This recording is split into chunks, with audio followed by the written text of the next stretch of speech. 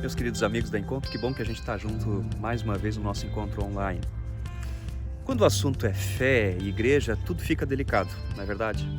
Ainda mais se você tem alguma ligação com alguma comunidade cristã e comenta isso com um amigo ou com um colega de trabalho. Uma das primeiras perguntas que você vai ouvir é: ok, mas é daquelas igrejas? Aquelas da barulheira e que crescem porque oferecem milagres para todo mundo? Pois é. A razão dessa pergunta é simples.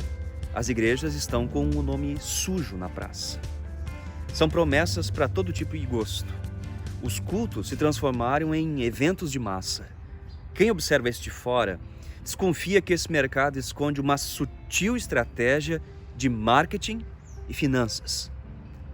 São as pequenas igrejas que viraram grandes negócios.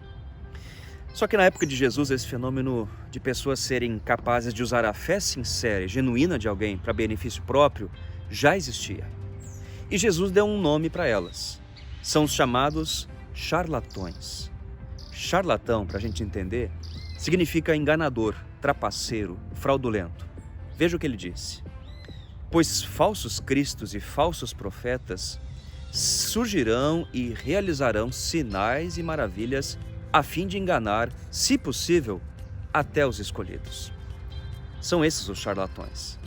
É por isso que, quem sabe, muitos dos seus amigos tenham sérias dificuldades com a espiritualidade cristã. E é lastimável que a gente tenha chegado a tal ponto. O pastor Tim Keller nos explica isso. Ele diz: depois da desconexão com o Criador, o pecado foi capaz de transformar coisas boas em más. É o comércio de milagres. O comércio é uma dessas coisas que foi distorcida e que distorceu o sentido da verdadeira espiritualidade cristã. Amigos, me permitam então apontar algumas dificuldades que esse movimento das curas milagrosas trouxe com ele. Talvez um primeiro aspecto é a ideia de que Deus é um mero garçom que serve os desejos do dia. Deus não é Deus nesse ambiente. Ele é um tipo de motorista do corpo de bombeiros, com todo respeito. Quando alguém está em apuros, precisa resolver uma situação de emprego, relacionamento, saúde na sua empresa, precisa prosperar financeiramente, ganhar um apartamento novo, uma promoção, ativa-se o botão da fé, faz-se a ligação da oração, com um tom de exigência e colocando Deus contra a parede. E não tem para depois. É aqui e agora, com local e com hora marcada. Que coisa, né? O segundo aspecto é que esse movimento fez com que pessoas simples se tornassem celebridades da fé. É o apóstolo senhor tal, o profeta esse, a oração poderosa do pastor cicrano, como se essas pessoas fossem portadoras de um poder espiritual especial capaz de curar e de reverter situações. Eles se tornaram pessoas influentes na mídia, líderes arrojados, tomados de uma energia indescritível e capazes de manipular o sobrenatural. O foco está no líder, no pastor, no apóstolo. Eles são os detentores de poder e não Jesus Cristo. Que pena. O terceiro aspecto é que esse movimento criou uma falsa ideia de religião brilhante. A ideia de que a fé está diretamente associada ao materialismo. E a sua fé movimenta Deus. É um movimento que poderíamos chamar de fé on demand. Eu clico no botão fé e escolho o canal que eu preciso para hoje. Preciso que a empresa prospere, que o apartamento seja pago e a vaga de emprego se confirme, que um novo amor aconteça e pronto. Apertei, tem que acontecer. E o produto que está sempre em oferta é saúde. Você vai sair da cadeira de rodas, você vai largar as muletas, o câncer vai desaparecer com o toque do apóstolo, a perna vai crescer, a dor vai passar. Mas, meus amigos, a questão é: e quando der errado? E quando não acontecer dessa forma? E muitas vezes não acontece. A sabedoria da Bíblia nos alerta. Muitos seguirão a imoralidade vergonhosa desses mestres, e por causa deles, o caminho da verdade será difamado. Em sua ganância, inventarão mentiras astutas para explorar vocês, mas eles já foram condenados há muito tempo, e sua destruição não tardará.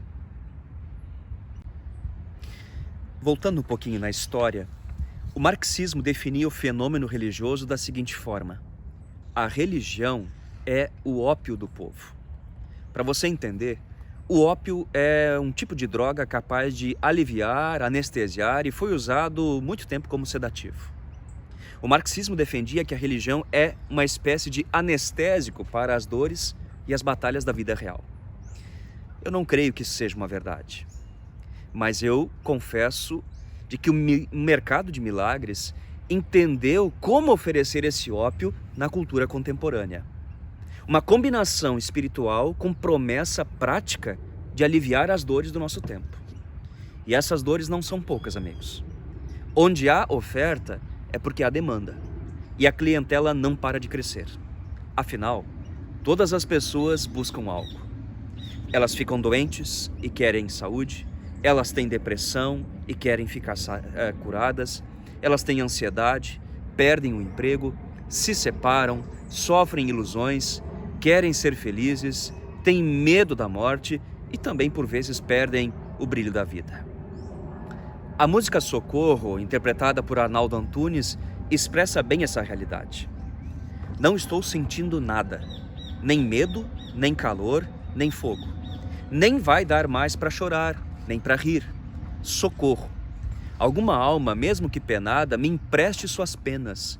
Já não sinto amor, nem dor, já não sinto nada. Socorro, alguém me dê um coração, que esse já não bate nem apanha. Por favor, uma emoção pequena, qualquer coisa. Qualquer coisa que se sinta. Tem tantos sentimentos, deve ter algum que sirva. Qualquer coisa que se sinta, tem tantos sentimentos, deve ter algum que sirva. Interessante, né? Mas as pessoas também querem melhorar de vida. Querem sair de uma condição social para outra. Elas projetam a saída para tudo isso nesse balcão de milagres. Por isso, igrejas também se transformaram em franquias que oferecem um cardápio de desejos.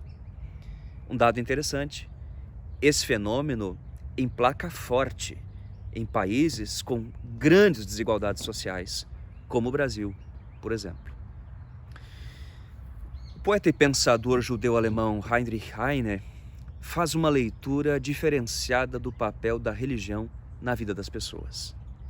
Ele se refere ao papel da religião de maneira positiva, como uma fonte de cuidado e esperança nas situações da vida. Veja o que ele diz: bendita seja uma religião que goteja sobre o amargo cálice da humanidade sofredora. Algumas doces e soporíferas gotas de ópio espiritual, algumas gotas de amor, fé e esperança. Nós aqui entendemos que o que ele chama de religião é, na verdade, sabedoria da Bíblia. O que Jesus disse sobre esse assunto dos milagres? Bem, em primeiro lugar, ele disse que eu e você não teríamos uma vida perfeita e que algumas das nossas situações difíceis que enfrentamos poderiam se prolongar por muito tempo, quem sabe a vida toda. Uma situação de saúde, uma doença que nunca foi curada, uma mudança de status social que nunca aconteceu. Veja só, aqui no mundo vocês terão aflições, mas animem-se, pois eu venci o mundo. Ou seja, mesmo que peçamos por um milagre, pode ser que certas situações nunca mudem, amigos. Enquanto não mudam, não significa que Deus nos abandonou, mas Ele nos pede ânimo. Isso significa coragem, perseverança e resiliência para suportar a situação, porque Ele mesmo vai conosco pelo caminho da dificuldade. O seu amor por nós não está condicionado a coisas, mas é um amor que não muda. Uma segunda verdade da sabedoria da Bíblia tem a ver com a dispensa de uma espécie de showman poderoso, altamente espiritual, um profissional da oração e capaz de mandar em Deus para que as coisas aconteçam, com hora e local marcado. Nada disso. E esse tipo de coisa acontece em boa medida porque conhecemos muito pouco a respeito da sabedoria da Bíblia. Você não acha? Fica aí um convite. Deus é Deus e não se submete à arrogância do ser humano, muito menos a qualquer tipo de negociação ou barganha. Muito presente nesse ambiente. Dê isso para receber aquilo. Entregue tal coisa e você receberá 3 vezes mais. Não existem poderosos espirituais aqui na terra, meus amigos. Mas existe uma atitude poderosa, ao meu e ao seu alcance. A oração. E sempre que a gente pensa em oração, a gente imagina que isso é algo para quem sabe falar bonito. Mas Jesus fez questão de ensinar os seus amigos a falar com Deus, a orar, para que fossem libertos da mentalidade de que só os profissionais é que podem fazer isso. Certo dia, Jesus estava orando em determinado lugar. Tendo terminado, um dos seus discípulos disse: Senhor, ensina-nos a orar. E é por isso que hoje nós temos o Pai Nosso e toda outra oração qualquer que no fundo é um diálogo com Deus. Então o comércio de milagres começa a falir quando pessoas entendem que a oração é um bem comum deixado por Jesus. Você pode orar por você, pelo seu amigo, pela sua família, pela construção da sua casa, agradecer por uma conquista profissional ou pedir isto. Você pode orar pela saúde de alguém ou pedir isto, pelos filhos, por uma situação difícil de saúde, irreversível aos nossos olhos. Você não precisa ser outra pessoa, sem trocas e nem barganhas. E se vai ou não acontecer o que eu e você oramos, isso compete a Deus. Uma outra questão é de que a fé cristã é mais do que uma relação narcisista e consumista, meus amigos. Isso é idolatria. A espiritualidade cristã é algo muito mais amplo, abrangente e fascinante. Não apenas um balcão de produtos e soluções eficientes para o agora. Muito mais do que um culto empolgante na semana. Um dos grandes desafios da espiritualidade cristã do nosso tempo é conectar pessoas a Jesus de um modo saudável. Levar pessoas a ouvir e a responder ao convite de Jesus que ele fez às pessoas do seu tempo. Passando por ali, viu Levi, filho de Alfeu, sentado na coletoria e disse-lhe: siga-me. Levi levantou-se e o seguiu. Então, amigos, essa propaganda milagrosa enche igrejas, mas eu suspeito que leva poucas pessoas a seguir Jesus na vida do dia a dia. Pessoas querem o milagre, mas não querem o milagre que Jesus quer realizar no seu coração. E nesse seguir, experimentar que todos os dias Deus faz milagres. Embora nem sempre a gente perceba, que nos presenteia com uma comunidade, com suas alegrias e tristezas. É ali que recebemos e enviamos pessoas para abençoar em outros lugares, onde uns oram pelos outros, sorriem com as boas notícias e se comprometem a se apoiar nos momentos de extrema dificuldade, onde se perdoa e se é perdoado, onde nos importamos com as histórias uns dos outros e queremos realmente o bem de cada pessoa. É crer com a mente e com o coração. Por isso, a espiritualidade saudável não é self, ela é centrada no nós. Mas e agora?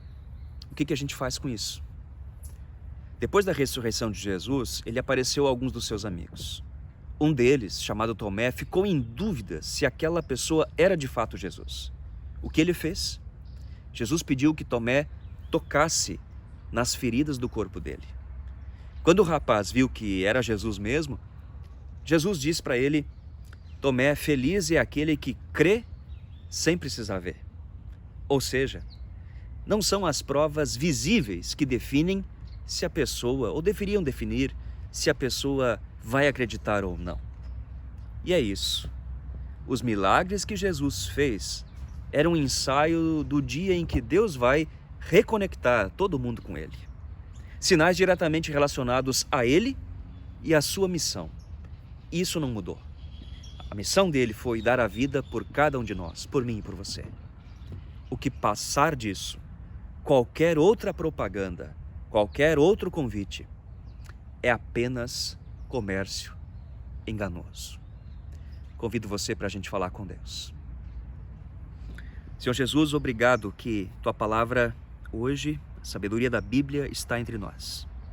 E ela é uma luz que nos mostra quem de fato Tu és, e é uma luz que revela para a gente uma espiritualidade saudável, de que Tu és Deus, quer as coisas aconteçam na nossa vida, ou quem sabe não aconteçam.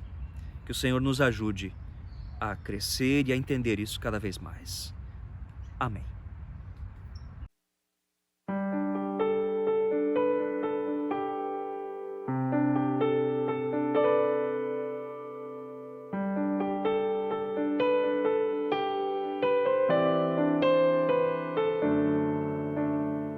Que sejas meu universo, não quero dar-te só um pouco do meu tempo.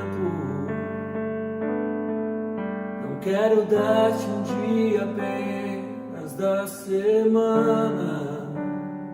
Que sejas meu universo. Não quero dar-te as palavras como gotas. Quero que saia um dilúvio de bênçãos da minha boca. Que sejas meu universo. Que sejas tudo o que sinto e o que penso. Que de manhã seja o primeiro pensamento e a luz em minha janela. Que sejas meu universo. Que enchas cada um dos meus pensamentos. A tua presença e o teu poder seja o alimento. Jesus, esse é o meu desejo. Que sejas meu universo. Não quero dar-te só uma parte dos meus anos. Te quero